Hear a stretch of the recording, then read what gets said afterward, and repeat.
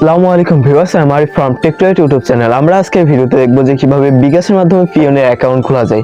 আগে কিন্তু বিকাশের মাধ্যমে পিওনিয়ার অ্যাকাউন্ট খোলা যেত না। আগে যদি পিওনিয়ার অ্যাকাউন্ট খুলতে হতো তাহলে কিন্তু একটা ব্যাংক অ্যাকাউন্ট লাগতো, আর ব্যাংক অ্যাকাউন্ট কিন্তু সবার থাকে না। সো এই কারণে বিকাশ এবং পিওনিয়ার মিলে একটা নতুন ফিচার বের করেছে, যেটার মাধ্যমে বিকাশের মাধ্যমে এখন পিওনিয়ার অ্যাকাউন্ট খোলা যাবে এবং ফুল ভেরিফাইড। পিওনিয়ার অ্যাকাউন্ট কাদের কাজে লাগে আমি সেটা বলছি। ফ্রিল্যান্সার যারা আছে, তারপরে ইউটিউব যারা স্পন্সর করে, মানে স্পন্সরের যে টাকাটি নেয় সেটা কিন্তু পিওনিয়ার মাধ্যমে নেয়, এবং আরো অনেকে আছে যাদের পিওনিয়ার প্রয়োজন পড়ে। তো আমরা আজকে ভিডিও দেখবো যে কিভাবে পিওনিয়ার অ্যাকাউন্ট বিকাশের মাধ্যমে খোলা যায়। তো চলুন আর বেশি কথা না বলে এখনই আমরা চলে যাব মোবাইল স্ক্রিনে এবং দেখবো যে কিভাবে পিওনিয়ার অ্যাকাউন্ট খুলতে হয় এবং বিস্তারিত। এট ফার্স্ট আমরা বিকাশ অ্যাপ্লিকেশনটাকে ওপেন করব, দেন আমরা সিমোরে ক্লিক করব, এরপরে রেমিটেন্সে ক্লিক করব, দেন একটু ওয়েট করব, এরপর এখানে পিওনিয়ার লেখা আছে এটার উপরে ক্লিক করব, দেন এখানে দুইটা ফিচার পেয়ে যাব। একটা হলো ক্রিয়েট পিওনিয়ার অ্যাকাউন্ট উইথ বিকাশ, মানে বিকাশের মাধ্যমে পিওনিয়ার অ্যাকাউন্ট তৈরি করার জন্য, এবং নিচে দেখতে পাবো লিঙ্ক মাই পিওনিয়ার অ্যাকাউন্ট। যদি আপনার কোনো পিওনিয়ার অ্যাকাউন্ট থাকে তাহলে সেটা এখানে লিঙ্ক করতে পারবেন।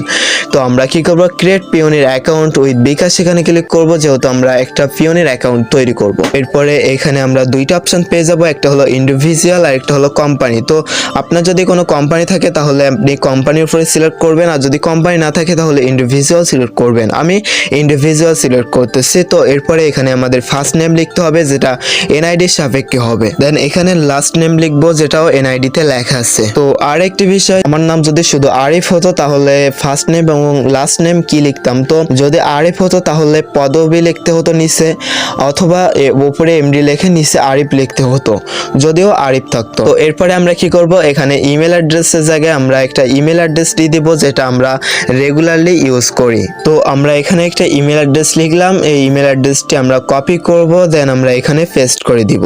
দেন আমরা এখান থেকে ডেট অফ বার্থ সিলেক্ট করব, যে ডেট অফ বার্থটা আপনার এনআইডি কার্ডে আছে সেই এনআইডি কার্ড অনুযায়ী আপনার ডেট অফ বার্থটি সিলেক্ট করবেন। এরপরে I am not a robot এখানে ক্লিক করবেন, দেন একটু ওয়েট করবেন। এরপরে এখানে একটা ক্যাপচা চলে আসবে। তো আমার বাইসাইকেল যে ক্যাপচাটি আছে এটা ফিল আপ করতে হবে, দেন ভেরিফাই এর উপরে ক্লিক করব। তো এরপরে আমরা নেক্সট ক্লিক করব, দেন একটু ওয়েট করব। দেন এমন একটা ইন্টারফেস চলে আসবে। তো উপরে আপনার ক্যান্ডিডেটে অটোমেটিক্যালি সিলেক্ট হয়ে যাবে। যদি আপনার ক্যান্ডিডেটে ভুল থাকে তাহলে এখানে ক্লিক করে আপনার ক্যান্ডিডেটটি পরিবর্তন করবেন। এরপরে এখানে স্টেট অ্যান্ড নাম্বার, তো এখানে আপনার ঠিকানাটি লিখতে হবে, মানে আপনার রোড নাম্বার, তারপরে আপনার ইউনিয়ন, এইগুলা লিখতে হবে। আর কি যদি আপনারা গ্রামে থাকেন তাহলে আপনার গ্রাম নামটি লিখবেন, তারপরে আপনার পোস্ট অফিসের নাম, তারপরে থানা, এইগুলা লিখবেন। যদি আপনার লোকেশনটি অতিরিক্ত লম্বা হয় তাহলে আপনারা দ্বিতীয় লাইনেও লিখতে পারেন, যেটা অপশনাল আছে, লিখলেও চলবে না লিখলেও চলবে। তো এরপরে এখানে আমাদের সিটি অথবা টাউন লিখতে হবে, যেটা আপনার সিটি সেটাই লিখে দিবেন। দেন এখান থেকে জিপ কোড লিখতে হবে, যেটা এনআইডি কার্ডের ব্যাক পেজে পেয়ে যাবেন। এরপরে এখানে আপনার একটা নাম্বার দিতে হবে, যে নাম্বারে কোনো পিওনিয়ার অ্যাকাউন্ট খোলা নেই। নাম্বারটি দেওয়া হয়ে গেলে সেন্ড কোডের উপরে ক্লিক করতে হবে। এরপরে এই নাম্বারে একটি কোড চলে আসবে, তো কোডটি এখানে আমাদেরকে দিতে হবে। তো ইতিমধ্যে আমাদের কোডটি চলে আসছে, আমরা কপি করে আমরা এখানে পেস্ট করে দিব। দেন আমরা নেক্সটে ক্লিক করব, এরপরে আমরা একটু ওয়েট করব। দেন ইন্টার পাসওয়ার্ডের জায়গায় আমরা একটা নতুন একটা ইউনিক পাসওয়ার্ড লিখব, যে পাসওয়ার্ডটি কেউ জানতে পারবে না। দেন সেম পাসওয়ার্ডটি রিএন্টার পাসওয়ার্ডের জায়গায় লিখব।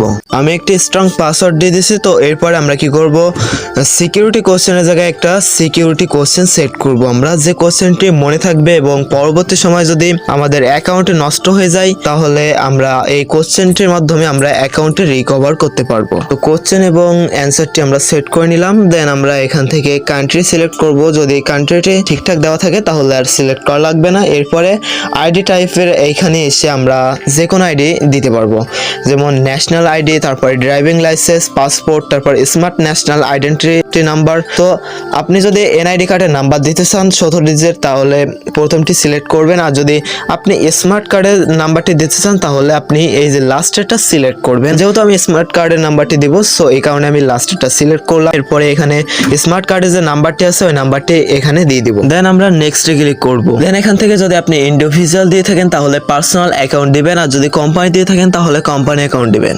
এরপরে উপরে কান্ট্রি সিলেক্ট থাকবে এবং নিচে কারেন্সি সিলেক্ট থাকবে। এরপরে এখানে বিকাশ সিলেক্ট থাকবে। এরপরে এখানে আপনার ব্রাঞ্চ নেম দিতে হবে, মানে বিকাশ যেহেতু আমরা দিয়েছি সো এই কারণে আমরা ঢাকা সিলেক্ট করব। সবাই ঢাকা সিলেক্ট করবেন। এরপরে এখান থেকে আপনার অ্যাকাউন্ট হোল্ডার নেম থাকবে, এটা অটোমেটিক্যালি বসে যাবে। এরপরে এখানে অ্যাকাউন্ট নাম্বার দিতে হবে। অ্যাকাউন্ট নাম্বারটি আপনি আপনার বিকাশ অ্যাকাউন্ট অনুযায়ী দিবেন, মানে আপনার বিকাশ অ্যাকাউন্ট নাম্বারটি যেটি সেটাই দিবেন। দেন এখান থেকে অ্যাগ্রিতে ক্লিক করবেন, এরপরে নিচেরটাতেও অ্যাগ্রিতে ক্লিক করবেন। দেন সাবমিটের উপরে ক্লিক করতে হবে, দেন একটু ওয়েট করতে হবে। দেন এমন একটা ইন্টারফেস ওপেন হবে। তো আমাদের অ্যাকাউন্টে কিন্তু রিভিউতে আছে, তো এরপরে অটোমেটিক্যালি এমন একটা পেজে নিয়ে চলে আসবে। তো দেখেন এখানে সাবমিটেড ফ্রম রিভিউ এটা লেখা আছে, এবং এখানে লেখা আছে your pioneer application has been submitted successful and is now begin review. তো আমরা পিওনিয়ার অ্যাকাউন্ট করার জন্য যে আবেদনটি আমরা সম্পন্ন করলাম সেটা কিন্তু এখন রিভিউতে আছে। যদি এবার আমাদের আবেদন ডকুমেন্টস গুলো যদি ভ্যালিড থাকে তাহলে অবশ্যই আমাদের পিওনিয়ার অ্যাকাউন্টটি কিন্তু সাকসেসফুল হয়ে যাবে। তো আমরা একটু অপেক্ষা করব, এবং আমরা মাঝে মধ্যে একটু জিমেল চেক করব যে আমাদের জিমেলে কোনো নোটিফিকেশন আসে কিনা। আর তারা কিন্তু সর্বোচ্চ 3 দিন সময় নেয়, 3 দিনের মধ্যে কিন্তু তারা জিমেলের মধ্যে SMS পাঠায়। আমরা যে জিমেলটি দিয়েছি ওই জিমেলটি আমরা চেক করব। তো এবার আমাদের ছোট্ট একটা কাজ আছে, আমাদের ইমেল ভেরিফিকেশন করতে হবে। দেন একটু ওয়েট করব, এরপরে ইমেলে একটা কোড চলে আসবে আমাদের অ্যাকাউন্টটি যখন অ্যাপ্রুভ হয়ে যাবে। তো আমরা কি করব, ভেরিফাই মাই ইমেল এখানে ক্লিক করব, দেন একটু ওয়েট করব, এরপরে অটোমেটিক্যালি ইমেলটি ভেরিফাই হয়ে যাবে। তো আমাদের ইমেল ভেরিফিকেশন সাকসেসফুল, দেখেন এখানে লেখা আছে thank you successfully verified your email. তো আমাদের ইমেলটি কিন্তু ভেরিফাই হয়ে গেছে। এরপরে এই ইমেলে কিন্তু একটা SMS আসবে যখন আমাদের পিওনিয়ার অ্যাকাউন্টটি অ্যাপ্রুভেড হবে। তো আমরা সেই সময় পর্যন্ত অপেক্ষা করব। তো এখানে একটু লক্ষ্য করলে দেখতে পারবেন পিওনিয়ার থেকে একটা মেসেজ চলে আসছে, মানে আমাদের অ্যাকাউন্টটি কিন্তু সাকসেস হয়ে গেছে। আমাদের অ্যাকাউন্টের জন্য রেজিস্ট্রেশন করছিলাম 3 তারিখে এবং 7 তারিখে আমাদের অ্যাকাউন্টটি কিন্তু সাকসেসফুলি রেজিস্টার্ড হয়ে গেছে। তো আমরা এই SMS-টাকে দেখবো, তো এই জন্য আমরা এইটার উপরে ক্লিক করলাম। দেন এখানে দেখেন লেখা আছে your request to connect to bKash is approved, মানে আমাদের অ্যাকাউন্টে কিন্তু বিকাশে কানেক্টের জন্য অ্যাপ্রুভেড হয়ে গেছে।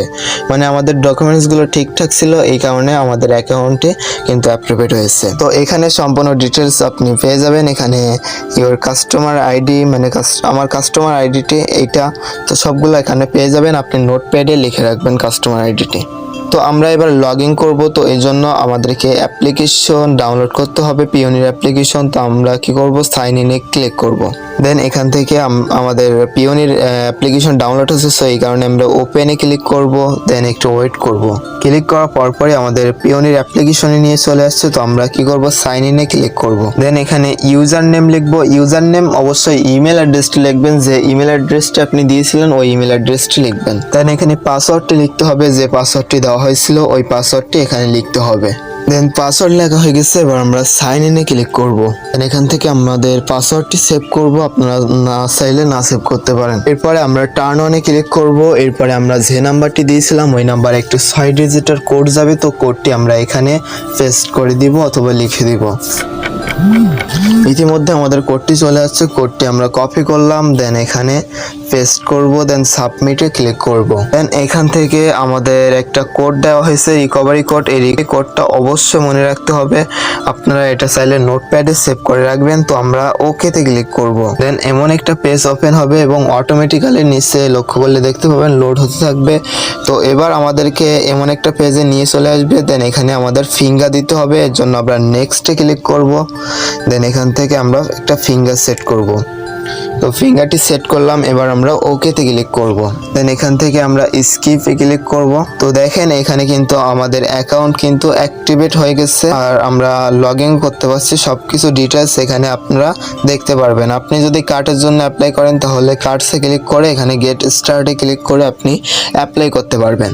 তো আমি এই অ্যাকাউন্টে বিকাশে লিঙ্ক করব। তো বিকাশে লিঙ্ক করার জন্য আলাদা একটা পার্ট নিয়ে আসবো, এই পার্টে দেখানো অসম্ভব। তো এই ছিল আজকের ভিডিও। যদি ভিডিওটা ভালো লাগে অবশ্যই একটা লাইক করবেন, আর যদি আপনি আমাদের চ্যানেল নতুন ভিজিট করে থাকেন অবশ্যই চ্যানেলটাকে সাবস্ক্রাইব করবেন।